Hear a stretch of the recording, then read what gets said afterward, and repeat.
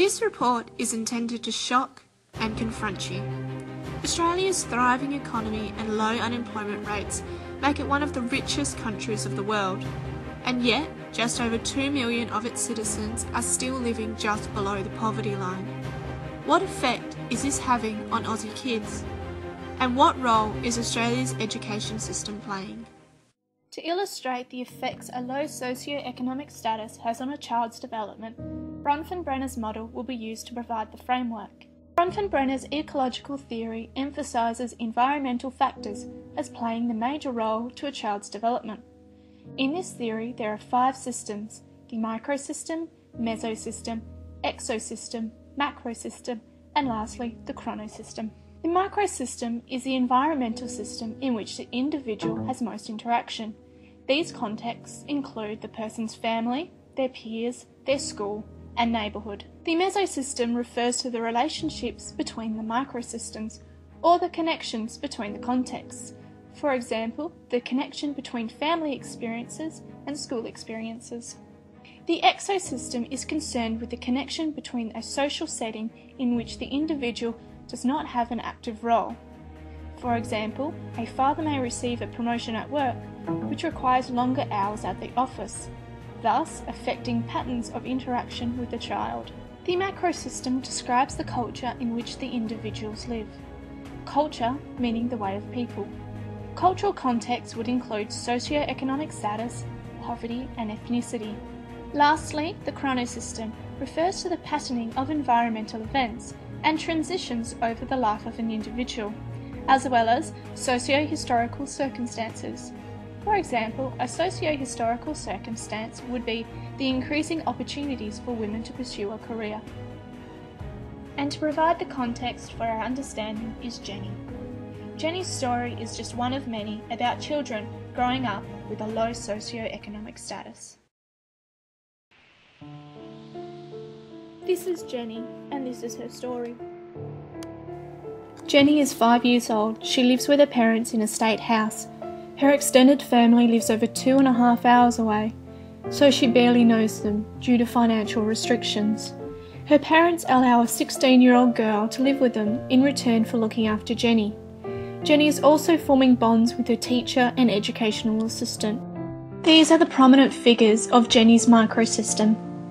Jenny's teacher approached the principal to arrange a home visit to see if there were some strategies that could be implemented to help Jenny cope at school and increase her attendance. Reluctantly, Jenny's parents agreed, which fortunately provided a greater insight as to why Jenny was struggling at school. It was evident that Jenny's parents really just wanted the best for Jenny, and this year things had become tougher than usual, as Jenny's dad was no longer working due to Mum needing the extra support. Jenny's dad had only made enough money to keep the family in a house and provide the essentials. However, since being put off from work, the bills were piling up. This is why her teacher discreetly provided her with some essential items. It was fortunate for Jenny that her school considered the needs of all individuals and were proactive where students at risk of disadvantage were concerned. Jenny's teacher would regularly meet with the principal and the school psychologist to monitor whether an intervention was required. At this point, building positive classroom relationships was the main focus. This is what forms the context of Bronfenbrenner's model of the mesosystem. It is here that Jenny will adopt attitudes that will help her to adjust at school life and at home. In Year 3, Jenny had a new teacher who noticed that Jenny was continuously late, usually forgot her lunch, or only had one thing to eat for the entire day, and was unusually withdrawn. It is not uncommon for children in low socioeconomic situations to become withdrawn at school. Jenny's teacher tried to contact her parents, but was unsuccessful, as the number she had called was disconnected. Carefully, Jenny's teacher and the principal explained to Jenny's parents some of the options they had available to them. Jenny's parents were introduced to the services that the Department of Child Protection offered. They were also introduced to Centrelink services.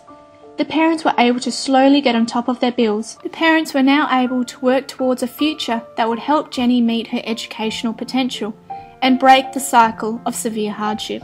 Jenny is fortunate that her school places their students at the centre of learning. This story began with Jenny struggling on her first day of school. to Jenny becoming a successful woman. As Jenny entered adulthood, her social network grew. She even left the shadows of having a low socio-economic status to acquire the title of a middle-class working woman. Jenny had received the support from her teachers, which enabled her to gain an education and thus enabling Jenny to secure a career.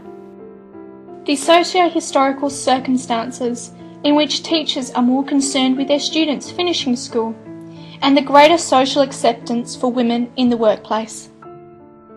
In regards to Jenny's chronosystem, her transition from poverty-stricken child to an independent, driven woman is a result of the transitions which took place throughout her life. With the assistance from her teachers, Jenny's story is an inspiring story of how supportive parents and teachers can break the cycle of poverty.